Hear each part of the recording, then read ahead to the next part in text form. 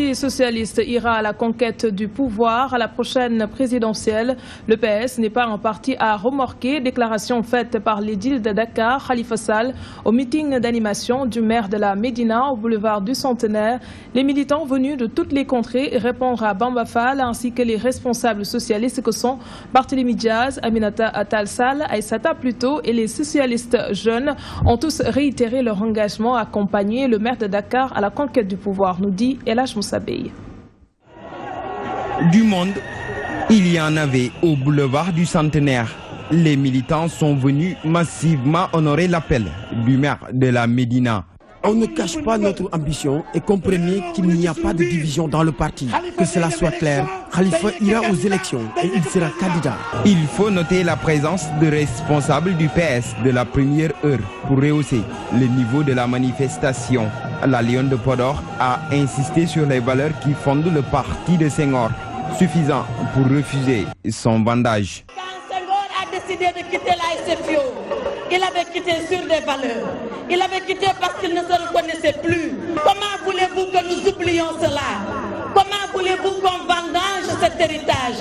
Parce qu'on veut un poste ou parce qu'on veut un intérêt? Nous ne l'acceptons pas et vous ne l'accepterez pas. Ce n'est plus à Khalifa Sall de décider de sa candidature, mais aux militants. Et ils l'ont déjà fait. Tous ont témoigné leur engagement à cheminer avec le maire de Dakar pour la conquête du pouvoir. Ce dernier rassurera et croit que les intimidations du régime ne peuvent l'obstruer de son chemin. Nous, socialistes, nous ne renoncerons jamais à la conquête du pouvoir. Jamais, jamais, jamais, jamais, jamais.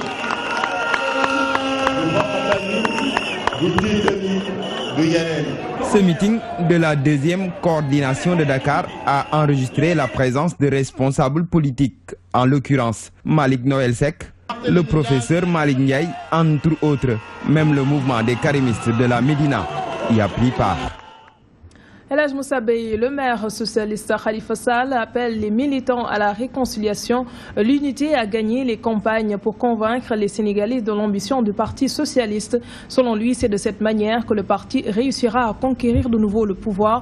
Pour plus de détails, suivons ses propos. C'est unique que nous vaincrons. Nous ne devons pas nous tenir à des slogans. Chaque militant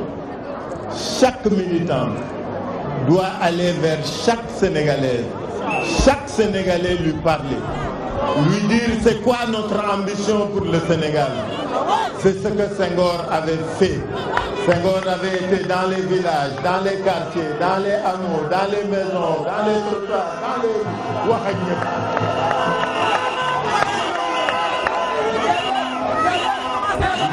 Invoquer Senghor, di ko convoqué ci suñu jataay dama ni dañuy fexe ba doxale na mu doon doxale ànd doxale booloo doxale organisé wu jëm résolument ci li nga xam ne mooy suñu objectif li ma bëgg wax camarade yi mooy tey le ton est donné, c'est à nous de relever le défi. Demain il fera jour te kenn duñu téye.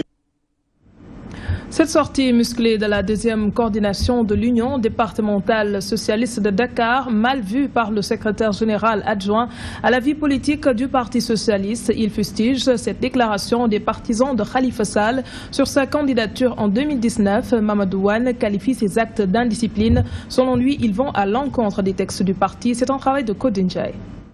Le meeting des partisans du maire Khalifa Sall et les propos tenus par certains responsables ne sont pas du goût de ces responsables du Parti socialiste. Pour lui, ces responsables ignorent les textes qui régissent leur formation politique, notamment en ce qui concerne la question de la candidature à chaque élection présidentielle. Le bureau politique a réaffirmé son ancrage dans le Benno Bokk Yakaar et une importante décision a été prise de consulter les 138 coordinations du Parti socialiste à la base pour qu'ils nous indiquent leur point de vue par rapport à comment nous allons aller aux élections législatives. Dans cette même journée, le bureau politique du Parti socialiste a réaffirmé son ancrage dans la coalition présidentielle Benno Bokk Yakaar. Ce sont des ignorants indiscipliné. Parce que, quand même, le parti a ses règles. On ne peut pas être... le parti a ses règles. On ne peut pas être d'abord dedans et être dehors. Et ce sont des ignorants parce qu'ils oublient que, quand même, depuis 2007, dans les statuts du parti, c'est prévu d'aller à des primaires. On ne peut pas se lever un bon jour parce que c'est Bamba Fall ou c'est parce que c'est Barthélémy Diaz de se prononcer sur des questions auxquelles le Parti socialiste n'a pas encore pris position. Pour des élections qui vont se dérouler dans 3 ans. Malgré la tenue de ces 2 événements, le responsable socialiste minimise et réfute toute idée de crise au sein de cette formation politique. Pour lui, il est hors de question de parler de crise car les structures du parti fonctionnent le plus normalement possible. En politique, toujours, Karim Wade est le candidat du Parti démocratique sénégalais pour la présidentielle de 2019. Maître Amadou Sall réitère la position des libéraux pour cette élection. Le coordonnateur du PDS dans la commune de Thiaroye-Gare prenait part au meeting de remobilisation des troupes organisé à Pikine-Ouest. Maître Amadou Sall a saisi cette occasion pour décrier le bilan des 4 ans de magistère du président Macky Sall à la tête du pays. Nous l'écoutons. Nous lui disons ceci, que tout ce qu'il a inauguré dans la banlieue, tout ce qu'il a inauguré dans le département de Pikine est le produit du travail d'Abdoulaye Wade. Ce ne sont que des projets d'Abdoulaye Wade qu'il inaugure. Et nous attendons aujourd'hui que Macky Sall fasse ses réalisations. Nous attendons qu'il fasse ses preuves. L'autoroute, c'est Abdoulaye Wade. L'hôpital de l'Aldjam, c'est Abdoulaye Wade. L'aéroport de Diass, c'est Abdoulaye Wade. L'autoroute Diass-Mour, c'est Abdoulaye Wade. L'autoroute, la route Linguère Matam, c'est Abdoulaye Wade. Mais ma foi, qu'est-ce qui n'est pas d'Abdoulaye Wade? Tout est Abdoulaye Wade. Tout est d'Abdoulaye Wade. Il n'a réussi en définitive, après 4 ans, après moult tergiversations, après des cris, après tout ce qu'il a fait, après tout ce qu'il a fait, il n'a réussi que 2 choses, 2 petites choses. Un petit centre de conférence, de rien du tout, financé par l'Union européenne, et un petit pont. Je vous l'annonçais en début d'édition, Horizon sans frontières et Amnesty International demandent aux autorités étatiques d'accorder l'assistance juridique à Mbayang Diop, la Sénégalaise qui risque la peine capitale en Arabie Saoudite. Seydi Gassama a par ailleurs invité l'État à ne pas signer les accords de partenariat avec l'Europe qui, selon lui, ne respectent pas les règles de circulation des personnes. Il a fait cette déclaration lors de l'Assemblée générale annuelle de son organisation. Les participants se sont penchés sur la migration et les droits humains. C'était en présence de Abigail.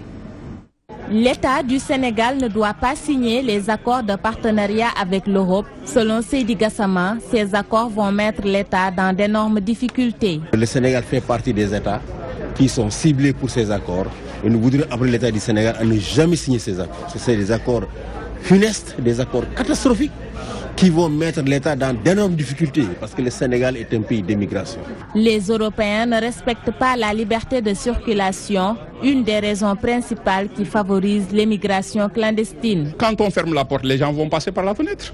Donc justement, il faudrait revoir les lois. Ce n'est pas du tout normal.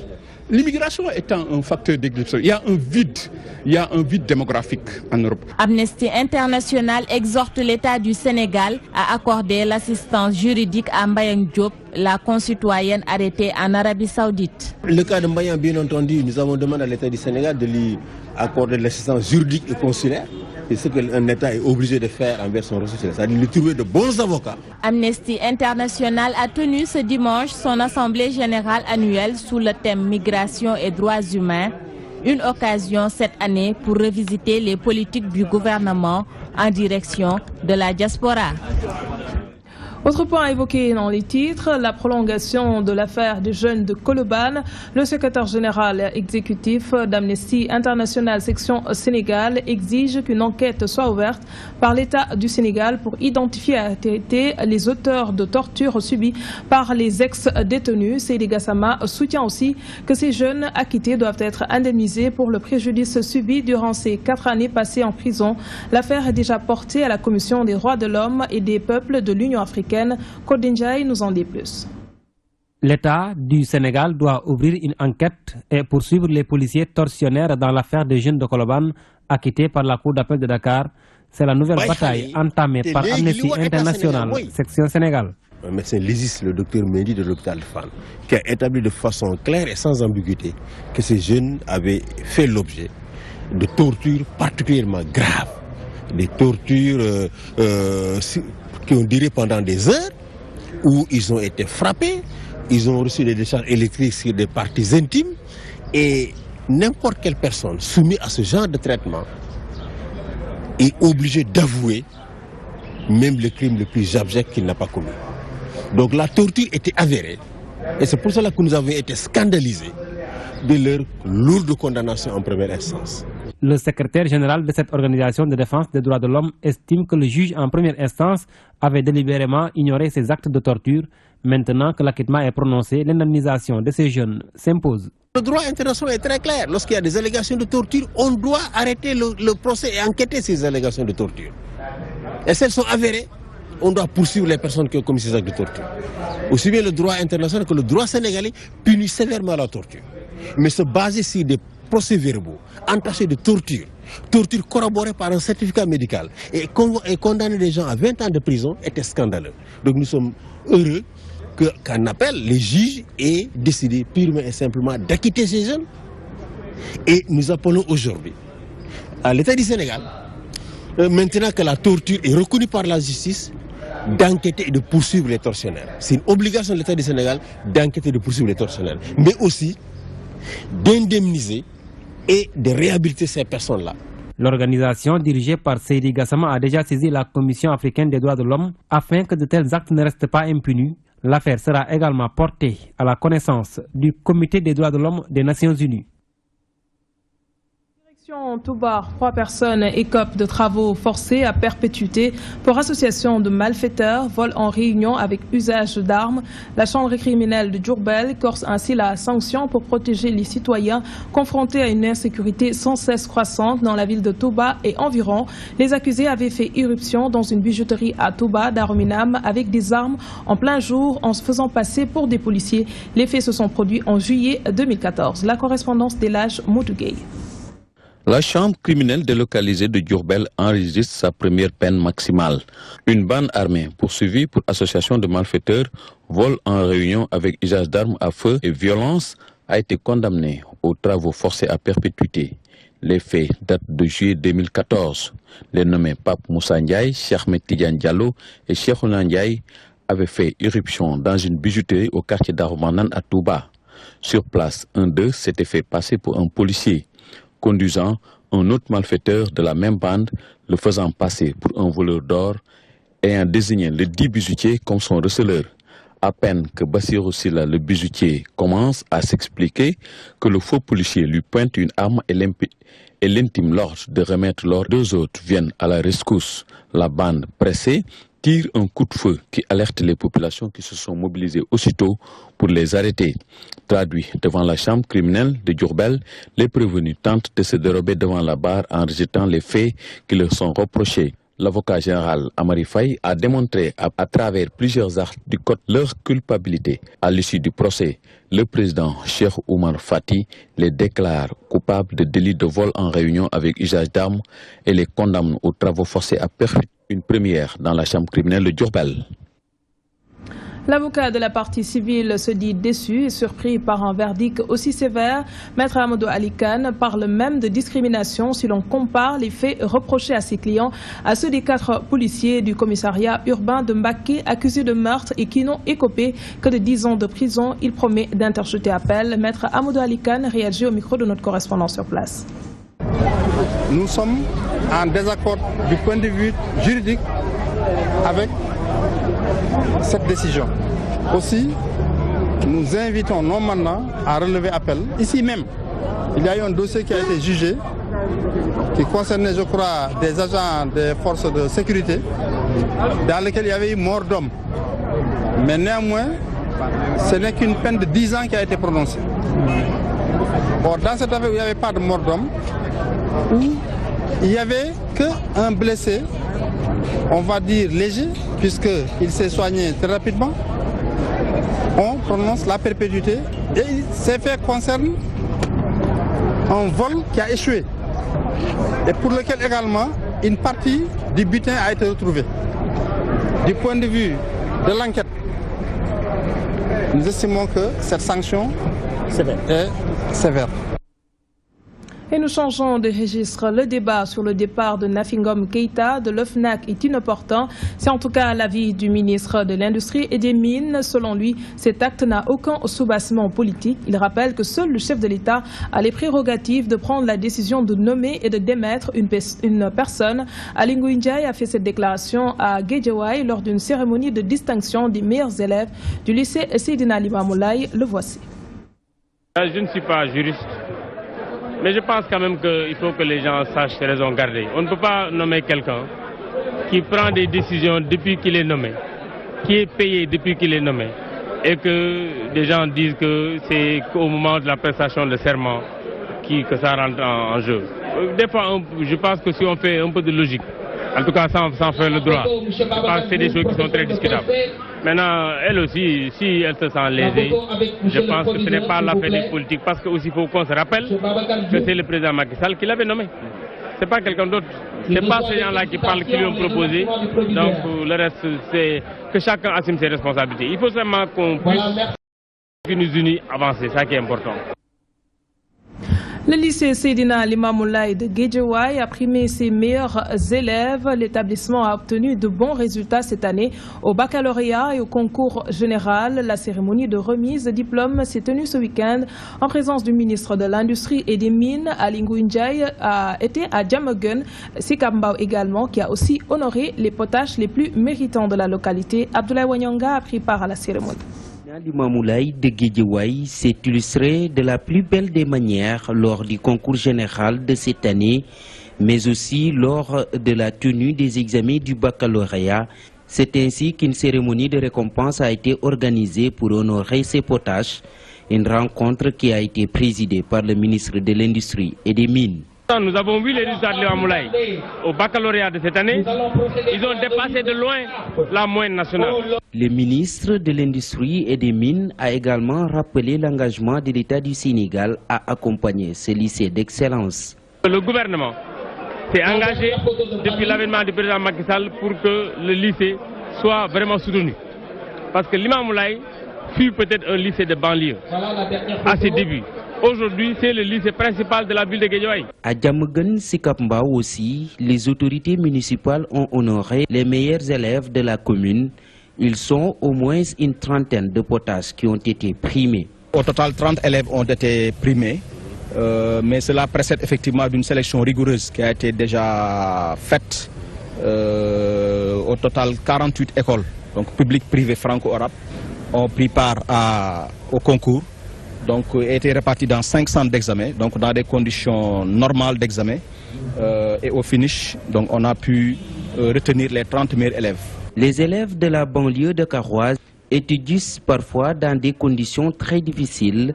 Malgré cette situation de précarité, ils sont souvent cités parmi les meilleurs, d'où leur présence chaque année au concours général.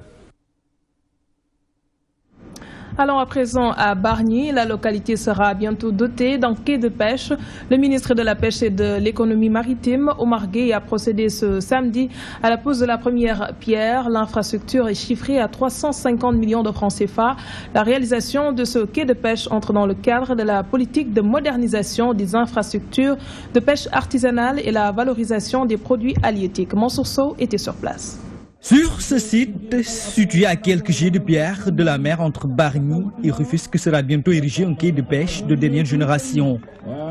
L'acte du ministre en charge de la pêche et de l'économie maritime vient ainsi donner corps à la vision du chef de l'État, le président Macky Sall, moderniser les infrastructures de pêche artisanale et par ricochet, valoriser les produits halieutiques.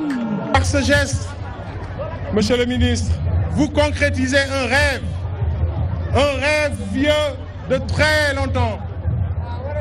Par ce geste, vous inscrivez Bargny et au-delà le département, encore une fois, sur les rampes de l'émergence. Cet ouvrage, d'un coût de plus de 300 millions de francs CFA, comprend un bloc administratif polyvalent, des abris moteurs, un débarcadère, un laboratoire de contrôle sensoriel, un parking pour les camions frigorifiques, un forage pour les eaux de nettoyage, et tout ceci alimenté par système solaire. 350 millions vont donc servir à la construction de ce joyau. Outre cette enveloppe, 500 millions de francs CFA de l'AFD seront mis à contribution pour doter cette localité du département de Rufisque d'un complexe frigorifique. Cette infrastructure s'inscrit dans un contexte particulier qu'il convient de saisir pour comprendre les enjeux de notre politique de développement économique. Ce contexte est marqué par 3 points. Le premier, c'est le pôle urbain de Diamniadio érigé ici à nos portes. Le deuxième point, c'est la croissance démographique de la région de Dakar. Et le troisième point, c'est le fait qu'aujourd'hui, toutes les populations de la région de Dakar viennent chez nous. La pêche occupe une place prépondérante dans l'économie nationale. Ce secteur emploie en majorité des jeunes et des femmes. Avec ces infrastructures, les femmes transformatrices de produits halieutiques pourront à coup sûr mener à bien leurs activités génératrices de revenus. Intéressons-nous à présent au branchement clandestin. Ces installations de fortune provoquent souvent des incendies. Difficile de reconnaître les fils électriques, téléphoniques ou ceux des réseaux de distribution des chaînes télévisées. Le danger qui guette est fréquemment présent sur les marchés et certains foyers, surtout en cette période de pluie. Bon nombre de personnes interpellent les autorités à prendre des mesures afin de régler définitivement ce problème. Le sujet est signé Ibrahim Fall. Le branchement clandestin des lignes électriques et réseaux de distribution est souvent à l'origine d'incendies dans les marchés, mais également dans les quartiers. Une situation que déplorent ces Sénégalais. Il est inadmissible de voir une seule cantine avec une ligne d'électricité qui la partage avec 10 autres cantines. Cela provoque des dangers. Ce n'est que des risques. Avant de faire quoi que ce soit dans la vie, il faut prendre en considération les autres. Des sanctions doivent être prises pour éradiquer ce phénomène, soutiennent ces Sénégalais. Si tous les responsables étaient arrêtés, on n'en serait pas là. Pourquoi ils le font? C'est pas pour tricher ou pour voler, je pense. Donc ça, c'est de l'anarchie chronique. Il faut que l'État prenne des mesures appropriées pour éradiquer ça. Pour eux, l'indiscipline est aujourd'hui érigée en règle dans notre pays. Si toutefois je suis président de la République, ma priorité, ce n'est pas de diminuer les denrées de première nécessité, ni le transport, ni ce. J'applique la discipline. S'il le faut, la discipline militaire. Il faut que les gens soient disciplinés pour que le pays marche. Comment un être humain intelligent peut-il prendre pour frauder de l'électricité? La saison des pluies, avec son lot de dangers, les autorités sont aujourd'hui interpellées pour prendre des mesures idoines afin d'éviter les accidents pouvant découler de ces branchements irréguliers. Et c'est tout pour ce soir. Merci de nous avoir suivis. Merci également à l'équipe technique. Passez d'excellents moments en compagnie de nos programmes. Je vous retrouve demain à 20h, s'il vous plaît.